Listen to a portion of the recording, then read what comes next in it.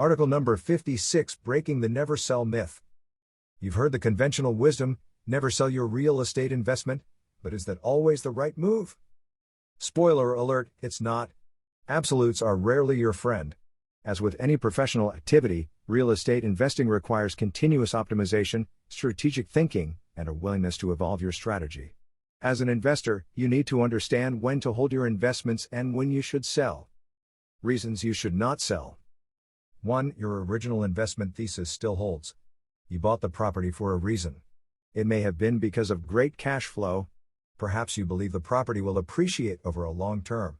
Or maybe you wanted to subsidize your vacations with a condo in a place you like to visit. Just because time has passed doesn't mean that the reason you invested originally is no longer valid. If your fundamental reasons for investing remain valid, holding is likely the best strategy. 2. You don't know what you would do with the money if you sold. If there are no other investments you have lined up, then selling the property would likely result in a large tax bill. In addition, unless you are extremely disciplined, you would likely end up spending the money over time. The end result would be that your investment would disappear and you would have nothing to show for it. 3. You wouldn't be able to effectively utilize the proceeds. Even if you know where you want to invest the money, there can be reasons that you are not able to. For example, if you want to do a 1031 exchange but would not be able to qualify for the mortgage you would need to complete the transaction, you may be better off sticking with your current investment. As you would expect, you should consider selling when the opposite is true. 1. Your investment thesis has changed. The change may be in the investment itself. For example, you don't believe the property will appreciate further, or it may be because your investment philosophy has changed. For example, you want to invest passively instead of actively.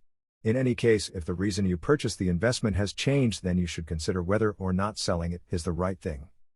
2. You have a better use for the money. If your investment has done well, it likely means that you have equity trapped in it. By selling, you can free up that equity and deploy it into new investments. If you know what you're going to do with the money, and the new investments are expected to perform better over the long term, then selling is likely the right move.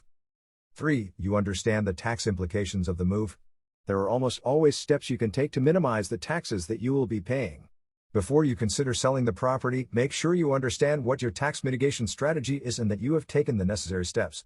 If you don't, you may find yourself with an unpleasant surprise come tax time. 2 concrete examples. A. I sold a rental property I owned in Washington state when we moved to Hawaii. This property was a small condo that cash flowed well. However, over the time I held the property, the rental rules in Washington became significantly more tenant-friendly and I expected the trend to continue.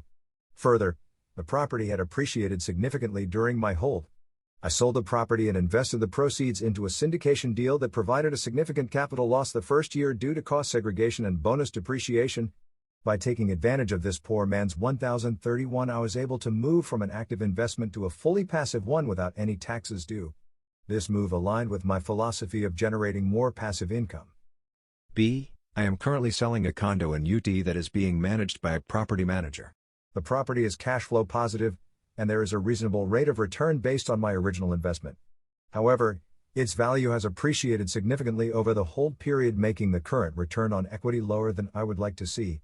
If I am able to sell it for close to asking, I would be able to deploy the funds in a way that both increase the cash flow and the overall appreciation potential. I also have accumulated sufficient losses on the property over the years to eliminate any taxes. It's not about never selling, it's about never stopping investing. Think of your portfolio like a long-running game, where you need to regularly review where you are, strategically update your position, and always keep moving forward. This article is my opinion only, it is not legal, tax, or financial advice. Always do your own research and due diligence. Always consult your lawyer for legal advice, CPA for tax advice, and financial advisor for financial advice.